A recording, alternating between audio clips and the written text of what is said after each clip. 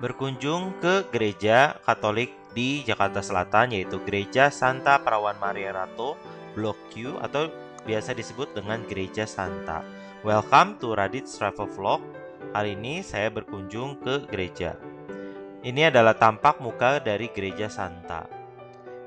Ini adalah bangunan lamanya, dan saat ini sudah ada bangunan gereja yang baru dan bersebelah-sebelahan. Jadi gedung lamanya tuh tidak dihancurkan atau tidak dirusak, tetap dijaga dan digunakan juga. Lokasinya tepatnya ada di Jalan Suryo Q nomor 62, Kebayoran Baru, Jakarta Selatan. Ini adalah pintu masuk utama gerejanya yang baru. Jadi seperti gang gitu, di sebelah kirinya adalah gedung gereja lamanya, di sebelah kanannya adalah gedung gereja yang baru. Kebetulan saya berkesempatan datang ke sini hari Sabtu sore untuk mengikuti misa di Sabtu sore.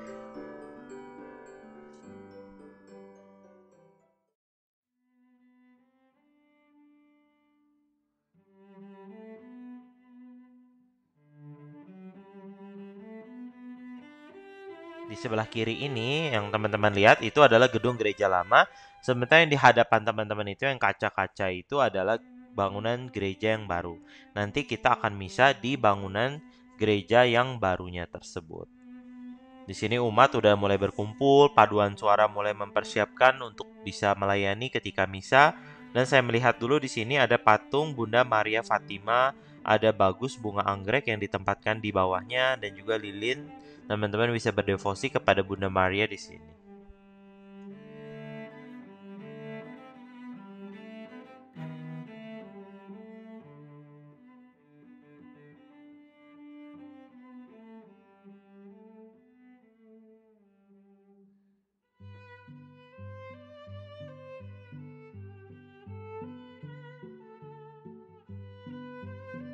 Ayo kita berjalan-jalan dulu keliling masuk ke bagian dalam gedung gereja ini. Seperti apa arsitekturnya dan kemegahannya. Ini adalah gambar foto dari gedung gereja yang baru. Bagian altar terasa sangat luas dengan langit-langit yang tinggi dan juga ada patung Yesus dengan korpusnya yang cukup besar. Arsitekturnya terasa modern, dindingnya itu abu-abu dari batu seperti itu dan tidak dilakukan finishing di cat dan sebagainya. Jadi benar-benar bangunannya tuh jadi warna utamanya adalah abu-abu. Kebetulan hari itu mungkin ini bekas atau akan diadakannya wedding atau pernikahan di gereja. Banyak sekali bunga-bunga menghiasi altar dan juga beberapa gereja di depan. Khas ini bangunnya bentuknya industrialis. Patung Yesus cukup besar ya, ditempatkan di bagian depan dari panti imam. Bentuknya tidak lagi menyerupai gedung-gedung gereja jadul, yaitu bentuk salib. Namun ini bentuknya persegi panjang saja. Di sebelah kiri itu adalah tempat untuk kur yang ada mic-mic banyak dan di atasnya ada pipa-pipa bekas dari orgel, yaitu pipa organ. Karena ini sekarang udah modern, tersediakan juga infocus atau proyektor ya. Jadi umat tidak lagi membaca menggunakan kertas atau buku, tapi langsung melihat ke layar. Di bagian atas juga ada lantai 2, umat bisa mengikuti misa. Kalau tidak cukup tempat di bawah, bisa naik ke lantai 2. Dan yang spesialnya adalah teman-teman perhatikan ada pencahayaan alami dari kaca di atas gereja. Di atas langit-langit atap gerejanya itu ada kaca-kaca sehingga cahaya matahari bisa masuk menyinari gedung gereja. Teman-teman juga bisa lihat di bagian depan itu, di dinding kiri kanan dari salib itu cahaya berwarna biru terang itu adalah dari pencahayaan alami matahari yang masuk. Nah ini teman-teman bisa lihat kaca-kaca itu ada cahaya matahari yang masuk. Kurang lebih saya mengikuti misa jam 4.30 dan saya udah datang ke situ jam 4, cahaya matahari masih bisa masuk dan cukup terang menyinari interior gedung gereja.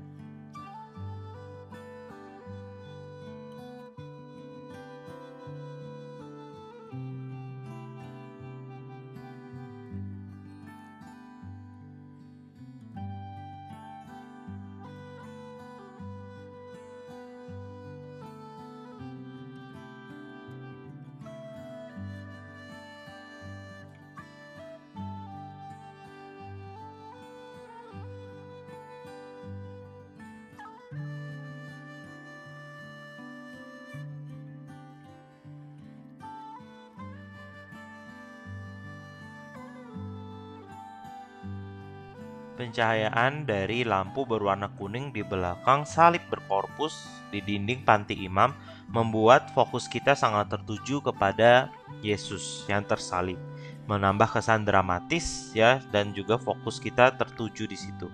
Di kiri dan kanan juga panti imam terdapat kaca patri yang dominan berwarna biru. Nah, ini juga menambah kesan yang sangat elegan. Tentu bukan gereja Katolik jika di dalamnya tidak ada patung Bunda Maria.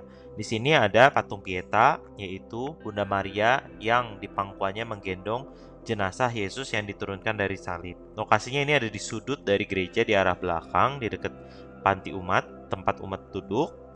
Ini tidak terlalu besar, ya, cuman hanya bisa mungkin beberapa 2 baris saja orang bisa berlutut dan berdoa di hadapan patung Pieta ini. Umat bisa menyumbang, menyalakan lilin, menggunakan QR maupun uang cash, dan juga berdoa di sini. Beberapa umat berdevosi dengan meletakkan bunga di situ. Saya juga menyempatkan berdoa di hadapan Pieta di sini sebelum dimulainya misa sore.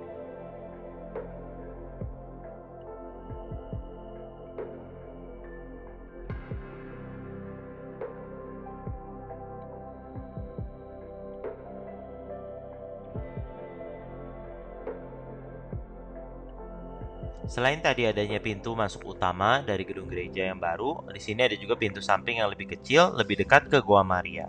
Saya akan sajikan di sini adalah Goa Maria yang bentuknya seperti taman dan di belakangnya ada batu-batunya ditutupi dengan pintu kaca. Teman-teman juga bisa masuk ke sini berdoa dengan khusyuk di hadapan patung Bunda Maria.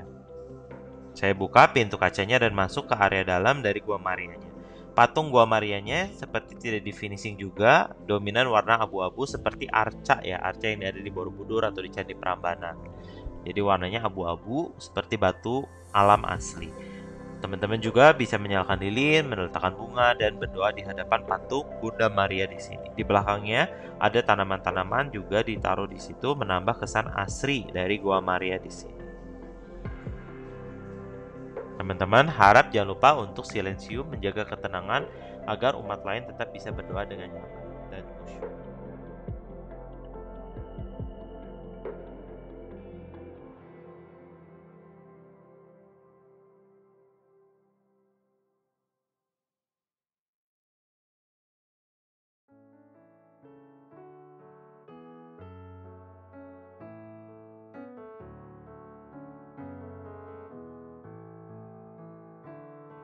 Setelah kita melihat mengenai gedung baru dari gereja Santa ini, kemudian adanya patung Pieta dan juga patung Bunda Maria di Goa Marianya, bagaimana dengan bangunan dari gedung gereja yang lama? Apakah masih ada dan terawat? Ayo kita cek.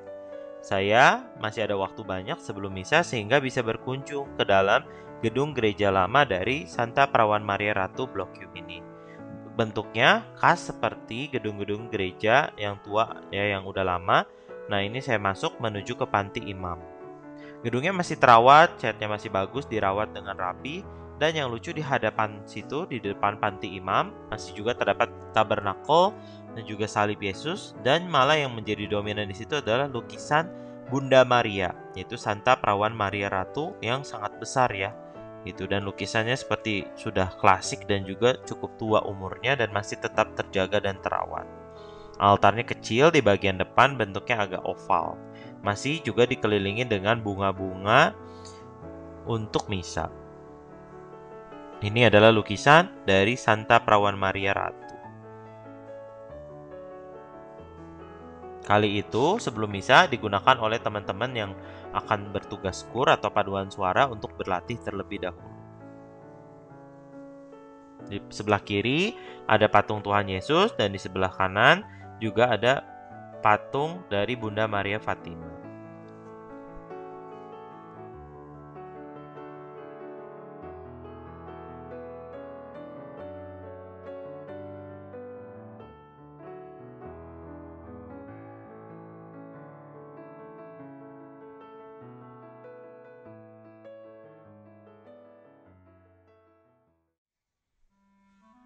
Jika teman-teman perhatikan, bentuk gereja ini dominan arsitekturnya, desainnya adalah melengkung ya, membulat. Jadi teman-teman lihat dari tiang-tiangnya, kemudian jendela-jendelanya, pintunya itu tuh berbentuk setengah lingkaran ya, jadi membulat di atas.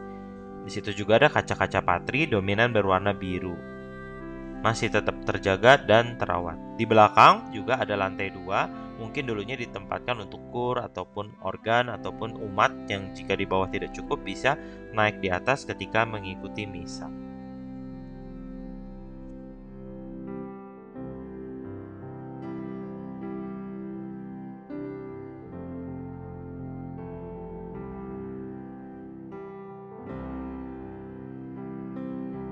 Demikian jalan-jalan saya dan juga mengikuti misa Sabtu sore di Gereja Santa Perawan Maria Ratu Blok U, Jakarta Selatan atau dikenal dengan Gereja Santa. Bagi teman-teman yang mau merasakan secara langsung bagaimana sih rasanya misa di gedung gereja ini, di kompleks gereja ini, silahkan datang saja ya, karena misanya tetap sama dan semua tema bacaannya juga sama. Terima kasih telah menonton video saya kali ini. Jangan lupa tunggu video-video saya selanjutnya. Bye-bye.